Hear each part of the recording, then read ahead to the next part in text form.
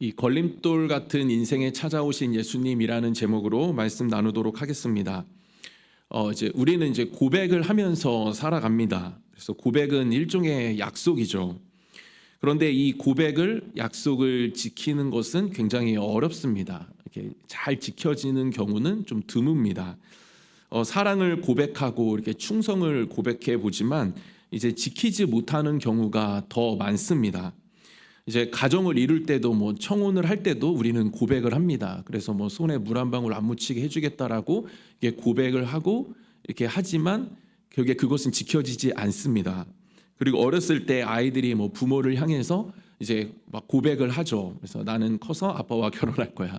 나는 커서 엄마와 결혼할 거야. 그리고 또 결단도 하고 고백도 하고 약속도 합니다. 그러나 그것이 잘 지켜지는 경우는 없습니다. 회사를 입사할 때도 이렇게 스스로 마음의 최선을 다해 보겠다라고 충성을 고백합니다. 그리고 주변 사람들에게도 입사를 했기 때문에 너무 감사한 마음을 가지고 이제 나는 정말 회사에서 시키는 거 열심히 할 거다라고 고백을 해보지만 이 맞닥뜨리는 현실에, 그 힘든 현실에 이 고백대로 되지 않는 것들을 이제 경험하면서 살아갑니다. 그러나 이것이 고백대로 되지 않아도 뭔가 가정이 유지되고 사회생활이 유지된다라는 것은 그 안에 용서가 있고 이제 이해가 있기 때문이죠. 그래서 우리가 그리스도를 주라 고백하지만 그 고백대로 살지 못한다 할지라도 우리가 계속해서 하나님의 자녀로 살아갈 수 있는 것은 그 안에 용서와 이해와 사랑이 있기 때문입니다. 이러한 관점에서 오늘 본문을 보기를 원하는데요. 오늘 본문의 배경은 이제 가이사랴 빌립보입니다. 예수님께서는 당신이 누구이신지를 이제 알려주시기 위해서 제자들을 굳이 이제 가이사랴 빌립보로 데리고 가십니다. 여기에서 예수님은 이 제자들로 하여금 이제 사람들이 나를 누구라고 하느냐라고 질문을 먼저 하십니다. 그래서 제자들은 더러는 세례 요한, 엘리야, 예레미야 선지자 중에 하나로 대답을 이렇게 말합니다라고 하면서 그렇게 대답을 합니다. 그저 예수님을 이 선지자 중에 하나로 보고 있다라는 것이죠. 그래서 로마의 그 압제에서 꺼내줄 그냥 초능력자 정도로 이제 보고 있다라는 것입니다. 그러자 예수님께서는 그 거대한 도시 앞에서 이제 너희는 그럼 나를 누구라고 하느냐라고 하면서 질문을 하십니다. 그런데 이 질문을 할 때 지금 뒤에 배경이 있습니다. 그 배경이 어디냐면 이 가이사랴 빌립보이죠. 이 가이사랴 빌립보라는 이 도시는 굉장히 화려한 도시입니다. 왜냐하면 황제가 꾸민 도시이기 때문입니다. 그래서 황제의 도시라고 불리우거든요. 그래서 로마 황제 이 가이사 아구스도가 헤롯에게 수여한 땅입니다. 그래서 수여한 땅이고, 그래서 헤롯이 이 가이사 자기에게 준 로마 황제를 이 기념하기 위해서 많은 신전들을 그 가운데 짓고 화려하게 꾸미기 시작합니다. 그래서 황제의 도시가 초라하게 될 수 없으니까 굉장히 화려하게 꾸밉니다. 그리고 그 황제는 이 당시에 이제 인간이 아니거든요. 그래서 황제를 숭배하기 위한 그 신전들을 엄청나게 많이 짓습니다. 그리고 굉장히 화려하게 꾸미죠. 그리고 이 헤롯의 아들 빌립이 이제 헤롯이 이제 그것들을 막 꾸미고 빌립이 또 그 받아서 또 꾸미고 막 합니다. 그런데 이 빌립이 이 지중해 연안에 이 가이사랴라고 또 있거든요. 그래서 이것을 구별하기 위해서 특별하게 불리기 위해서 뒤에 이제 빌립보를 붙입니다. 그래서 가이사랴 빌립보가 된 것이죠.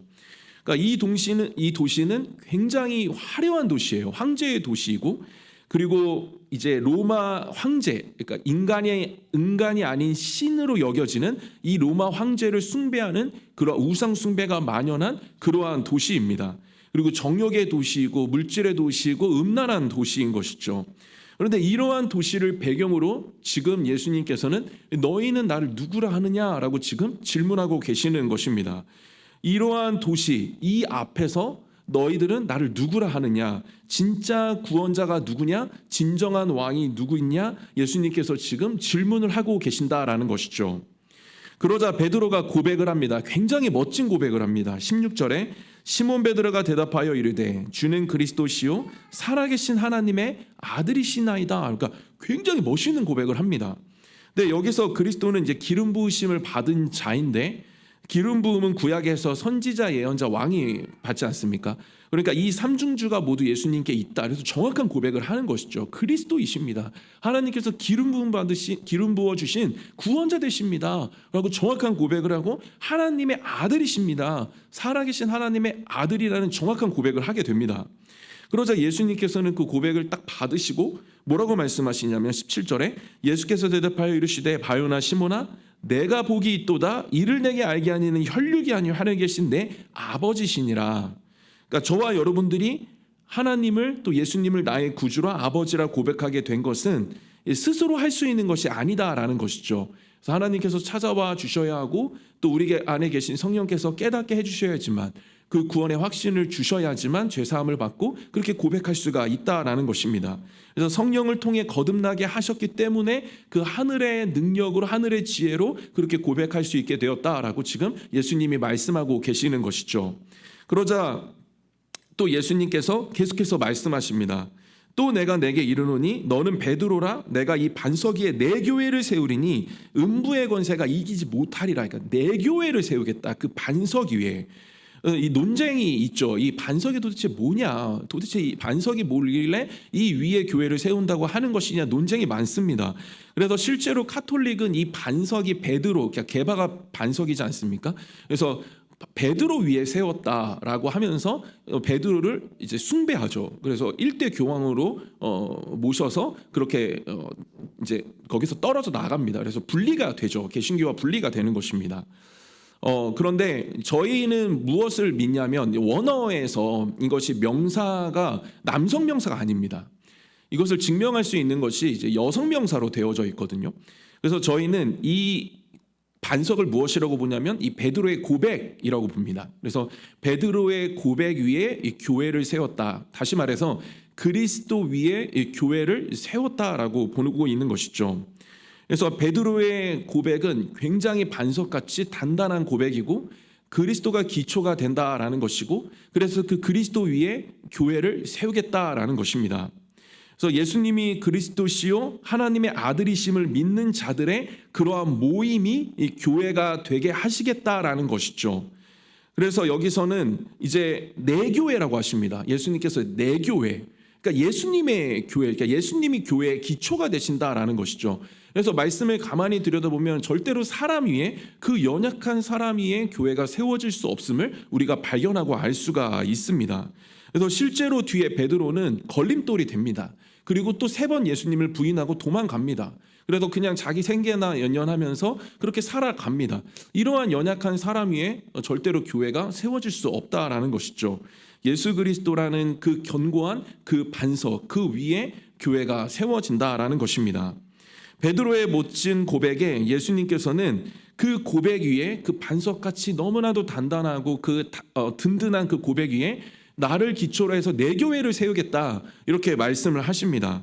그리고 그 일을 위해서 내가 그 일을 위해서 이제 십자가로 간다. 십자가에서 나는 못 박혀 죽을 것이다. 그리고 이렇게 그 십자가 사역을 이제 좀 뭐 고백도 제대로 했고 뭐 이렇게 여러 가지를 통해서 이제 제자들이 좀 깨달을 수 있을 것 같아서 자기의 십자가 사역을 이제 공유해 주십니다.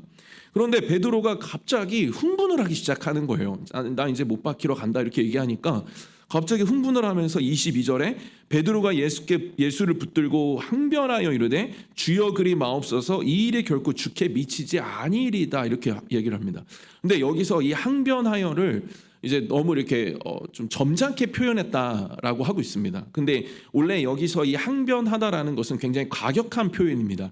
그래서 예수님을 이렇게 밀쳤다라는 거예요. 밀치면서 이렇게 딱 옆으로 치면서 소리를 막 지르는 거예요. 절대로 그런 일이 일어나서는 안 된다라고 하면서 무슨 말 하는 거냐고 하면서 막 이렇게 소리를 지르는 이제 그러한 지금 모습입니다. 그래서 매우 흥분한 모습을 보여주죠.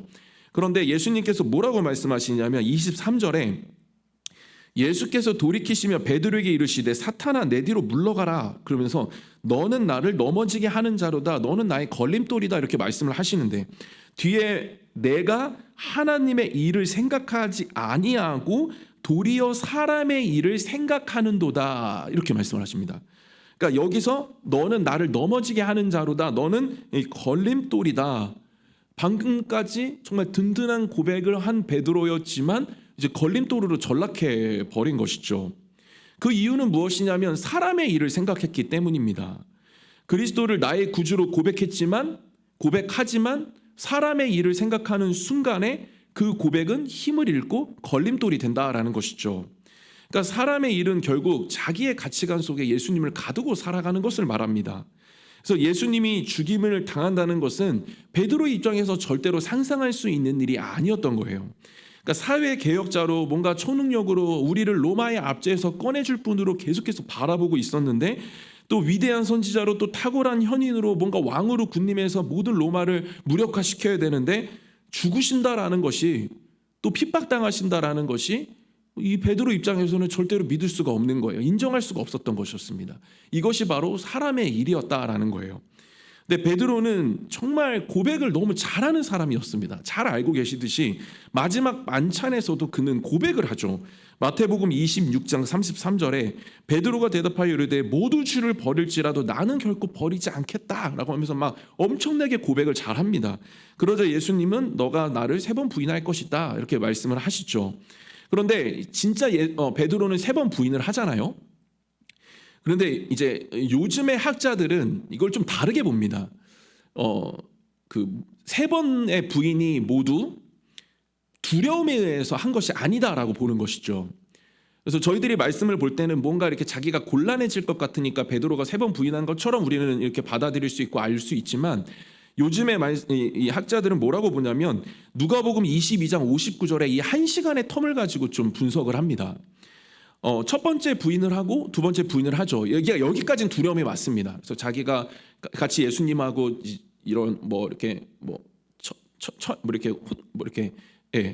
그 핍박을 받을까봐 그렇게 하는 것이 맞습니다. 그래서 첫 번째, 두 번째는 굉장히 두려워하면서 부인을 하죠. 자기가 곤란하게 되어지고 자기가 이제 힘들어질까봐, 고통받게 될까봐 이제 부인을 합니다. 그런데 누가복음 22장 59절에 뭐라고 돼 있냐면 1시간쯤 있다가 또 한 사람이 장담하여 이르되 이는 갈릴리 사람이 참으로 그와 함께 있었느니라 이렇게 있습니다. 그러니까 첫 번째 부인하고 두 번째 부인하고 세 번째 부인하기까지 시간이 있었는데 1시간이 있었다라는 것이죠. 그러면 도망가도 되는 시간이에요. 1시간이면 충분합니다. 그러니까 첫 번째 부인하고 두 번째 부인하고 그가 1시간 또 어디 있다가 다시 돌아왔다라는 거예요. 그러면 도망가도 되는 시간이고요. 뭔가 1시간이면 충분하게 자기 성찰을 통해서 그 첫 번째, 두 번째 죄책감이 있다 하더라도, 뭔가 자괴감이 있다 하더라도 그냥 회개하고 돌이켜서 다시 예수님을 나의 구주로 인정하고 그냥 같이 죽겠노라 결단해도 충분한 시간이에요. 그래서 도망가도 되고 아니면 결단하고 돌이켜도 되는 그런 충분한 시간입니다. 그런데 부인을 하죠. 세 번째 또 부인을 합니다. 근데 이 세 번째 부인은 뭔가 의도적인 게 있다라는 것이죠. 그것이 무엇이냐면 자신이 생각한 메시아가 아니었다라는 거예요. 가치관에 갇혀서 사람의 일을 생각하다 보니까 예수님이 자신이 생각한 메시아가 아니었었던 것이었습니다. 저렇게 무기력하고 뭔가 무능력하고 초라한 사람을 내가 도대체 무엇을 믿고 쫓아다녔고 그렇게 따라다녔는가라는 스스로에 대한 자괴감이었어요. 그래서 배신감이 들어오고 허탈감이 찾아와서 의도적으로 그 분노에 의해서 부인을 했다라는 것입니다. 그래서 사람의 일을 생각하다 보니까 결국에 예수님 가시는 길에 베드로가 걸림돌이 되어버린 것이죠. 최후의 만찬에서도 절대 도망가지 않겠다라고 고백을 너무 잘했지만 그 고백은 사람의 일로 인해서 지켜지지가 않았습니다. 우리 또한 신앙생활을 하면서 고백을 하면서 살아가죠. 고백은 반드시 해야 됩니다. 그러나 잘 지켜지지 않을 때가 있습니다. 또 언행일치가 잘 안 될 수도 있습니다. 그렇다고 해서 고백을 하지 않아야 되는 것일까요? 찬양도 하면 안 되고 뭔가 기도도 하면 안 되는 것일까요? 일치되는 삶을 살지 못하니까 그냥 예수님을 향한 사랑의 고백도 안 하고 그냥 지킬 수 있는 것만 고백하면서 살아가는 그런 위축된 신앙생활을 해야만 하는 것일까요? 베드로는 예수님을 부인하고 나서 진짜 실제로 위축됩니다. 그리고 의기소침해지고 이제 소극적인 삶을 살아가게 됩니다. 그냥 업으로 돌아가서 자기의 생계를 위해서 그냥 살아가는 사람이 되죠. 그런데 여기서 엄청난 일들이 이제 벌어지기 시작을 합니다. 예수님을 배신했던 베드로에게 이제 예수님이 찾아가시죠. 그리고 갈릴리 바닷가에서 이 고기를 못 잡는 베드로에게 오른편에 그물을 던져라라고 예수님이 말씀하시고, 그래서 실제로 고기가 잡힙니다. 근데 그때까지도 영안이 닫혀서 예수님을 못 알아보죠. 그런데 요한이 이제 주님이시다라고 이렇게 얘기를 하니까 갑자기 베드로가 그 얘기를 딱 듣자마자 이제 물로 막 뛰어들어서 헤엄쳐가지고 이제 육지로 나오게 됩니다. 근데 그때 이제 육지에 예수님이 계시는데 그 모습은 무엇이냐면 이제 숯불이 있습니다. 숯불이 있는데 거기 이제 불을 이렇게 쬐고 계시는 것이죠. 그러면서 너가 잡은 고기를 좀 가져와 봐라라고 하면서 베드로에게 말씀을 하십니다. 요한복음 21장 9절에서 10절입니다. 육지에 올라보니 숯불이 있는데 그 위에 생선이 놓였고 떡도 있더라. 예수께서 이르시되 지금 잡은 생선을 좀 가져오라 하시니. 네, 여기서 이 숯불이라는 단어가 굉장히 의미가 있는데요. 이 숯불이 있다. 육지에 올라보니 숯불이 있던데 이 숯불의 단어가 어디서 그대로 쓰여졌냐면 예수님을 3번 부인했던 그 가야바의 집에 있는 숯불과 똑같은 숯불입니다. 동일한 단어가 쓰여졌습니다.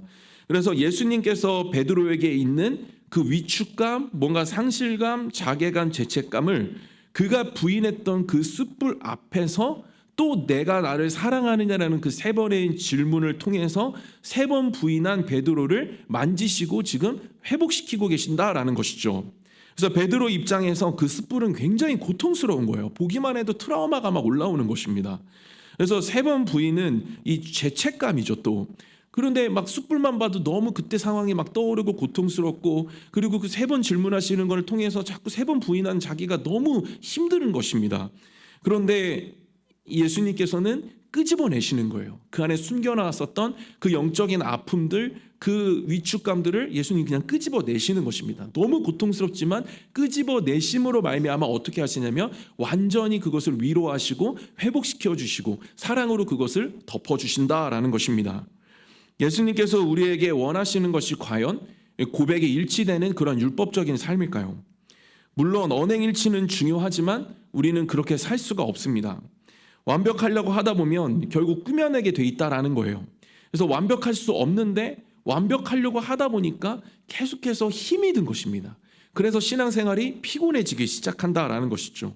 체면을 생각해야 되고 완벽을 계속해서 추구해야 되다 보니까 주변 사람들이 힘들게 하고 또 나 스스로 너무 지치게 되고, 그렇다 보니까 또 그것을 극복하기 위해서 또 나 자신으로 나의 행함으로 나의 율법으로 막 완벽으로 그것들을 어떻게든 지키려고 하다 보니까 계속해서 위축되어지고, 그래서 나중에는 고백조차 하지 못하겠는, 이 고백을 지키지 못하니까 아예 하지 않는 것으로 그렇게 위축되어지는 그러한 아무 의미가 없는, 아무 일도 나타나지 않는 그러한 삶으로 전락해버린다라는 것이죠.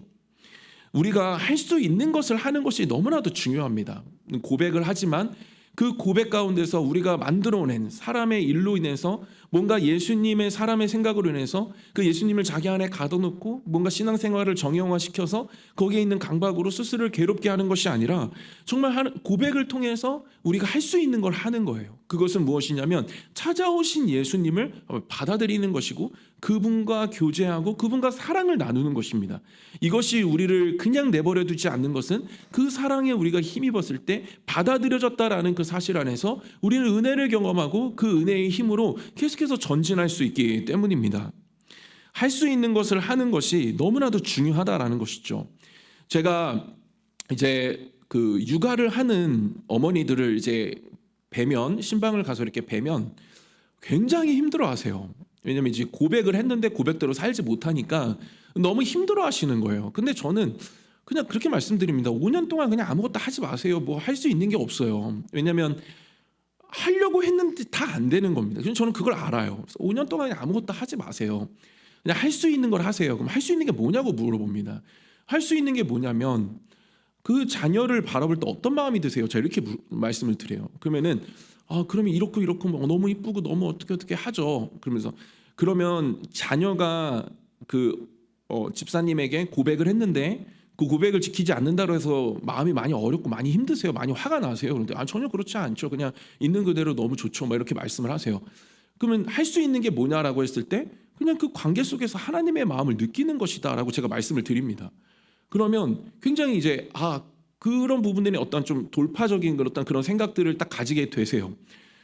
너무 정형화되고 나는 이렇게 고백했으니까 또 이렇게 해야 되고 그것이 아니라 정말 그 안에서 하나님이 누릴 수 있도록 베풀어 놓으신 너무 우리의 삶에 너무나도 누릴 수 있는 환경이 우리 가운데 하나님 주신 것들이 너무나도 많다라는 것이죠. 그래서 그 안에서 할 수 있는 것들을 하면서 사랑을 느끼고 그 사랑에 힘입었을 때 우리는 자유를 느끼고 자유에서 그 신앙이 더욱더 깊어지게 된다라는 것이죠. 마르다와 마리아는 예수님하고 정말 친한 사이였습니다. 그의 오라버니 나사로가 죽게 되죠. 나사로가 병들었다 함을 들으셨는데도 예수님은 서두르지 않고 그냥 있던 곳에 이틀을 더 유하십니다. 그래서 나사로가 죽게 되죠. 근데 나사로가 죽게 되는데 이제 그것도 아셨어요. 그래서 예수님이 이제 죽었다 가자 하고 이제 발걸음을 옮기십니다. 근데 나사로가 죽은 지 3일이 되어서야 예수님께서는 이제 마르다와 마리아를 만나시죠.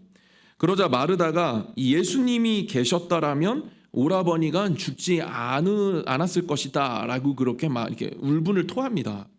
그러자 예수님께서는 나사로가 다시 살아날 것이다 라고 말씀을 하시죠.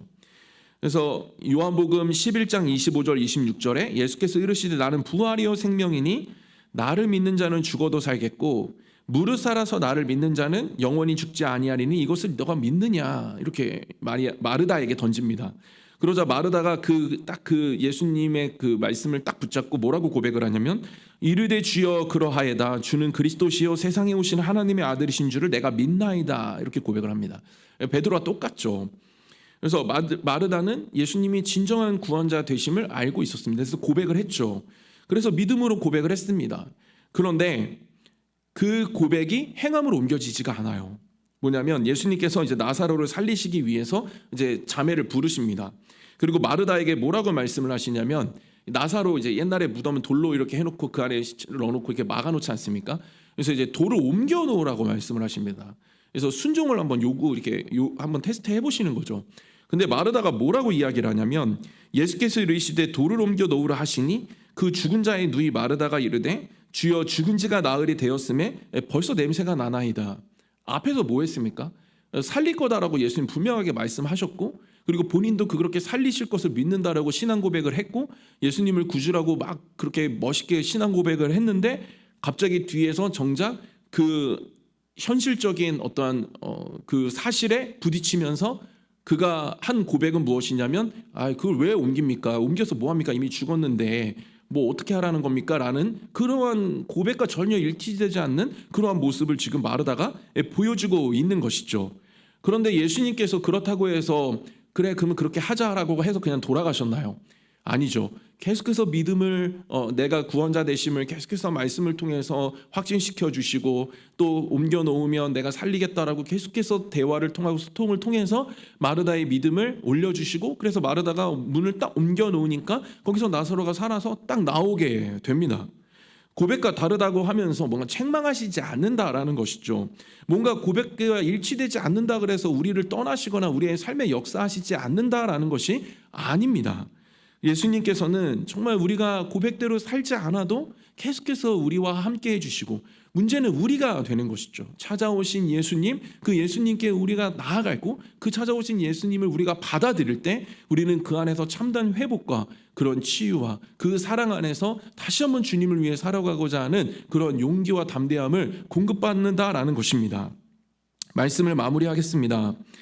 고백할 때는 멋진 반석이었다가 걸림돌이 되어서 그리스도를 드러내지 못하니까 그렇게 그냥 우리는 그러면 고백했으니까 지키지 못했으니까 그냥 힘들어만 해야 되는 것일까요? 그리고 또 힘들어질 것 같으니까 고백하지를 말아야 되는 것일까요? 고백이라도 해야 근처라도 간다라는 것입니다. 결국에는 베드로는 근처까지는 있었어요. 끝까지 따라가지는 않아도 그래도 근처에 있었습니다. 멀찍이 따라갑니다. 멀찍이 그냥 따라가는 것이죠.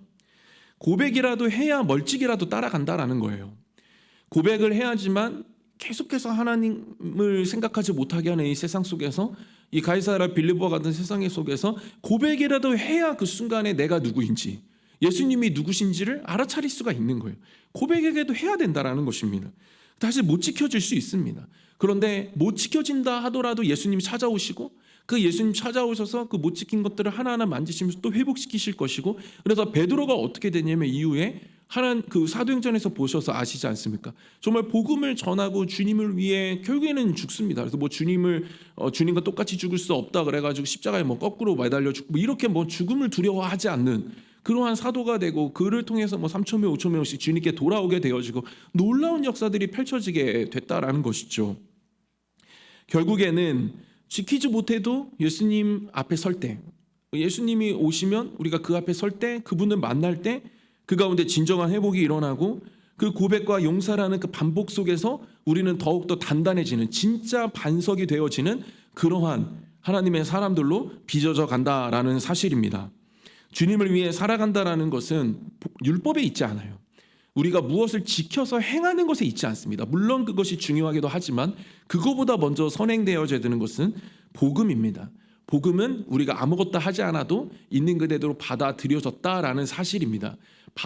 우리가 예수님에게 있는 그대로 그냥 받아들여졌다. 이 사실을 믿는 자는 그 받아들여 주심 속에서 거하면서 할 수 있는 것들을 하면서 그 사랑을 누리고 그 사랑의 힘에 힘입어서 그 주님을 위해 은혜를 갚는 삶을 살아가게 됩니다. 부모에게 자녀가 저도 자녀가 있지만 저에게 약속을 수도 없이 합니다. 다시는 아이돌의 사진을 사지 않겠다 이렇게 포카라고 있지 않습니까? 요즘에 사지 않겠다 약속을 해도 다음 날 되면 아빠 당근에 이게 올라왔는데 어떻게 좀 생각하세요? 이렇게 물어봅니다 저한테. 그럼 너 어제 안 산다고 하지 않았냐? 그럼 그것 그때고요 이러면서 마음이 변했다는 거예요. 근데 전 괜찮아요. 그 아이가 저에게 그런 고백을 하고 약속을 해도 지키지 않아도 저는 괜찮습니다. 오히려 저는 그런 대화를 하는 그 시간이 더 행복해요.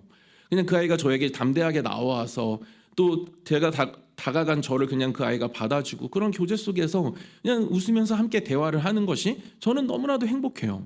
그래서 너 어떻게 안 지킬 수 있어? 이것에 저는 집중하지 않습니다. 아이와의 그 밀접한 교제와 그 사랑의 관계에 저는 계속해서 집중하는 것이죠. 저는 오늘 말씀을 묵상하면서 예수님도 이러실 것이라는 것을 제가 느끼고 다시 한번 감격하게 되었습니다. 우리는 뭔가 막 지켜야 된다는 강박이 있지만 예수님 그걸 별로 그렇게 중요하게 생각하지 않으세요. 그냥 찾아오시면 받아주시고 우리가 받아들이고 또 우리도 계속 주님 앞에 나아가고 그래서 그 교제 속에서 주님은 그냥 할 수 있는 것들을 하면서 또 주님 베풀어 주신 것들을 누리면서 그 안에서 사랑의 교제를 하기를 원하신다라는 사실입니다. 저는 저와 여러분 모두가 정말 이 반복, 그래서 고백했지만 그 고백을 통해서 알게 되어지고 그러나 고백했지만 또 지키지 못하는 나, 그러나 찾아오신 예수님, 그 은혜가 너무 감사해서 또 고백하지만 또 지키지 못해. 그래서 여러 그 반복 속에 그러나 그 횟수가 줄어들게 되어지고 그래서 정말 베드로처럼 그 정말 충만한 사도, 그 사도로서의 사명을 그렇게 우리의 삶 속에서도 그렇게 감당해내시는 저와 여러분 모두 되시기를 주님의 이름으로 소원합니다.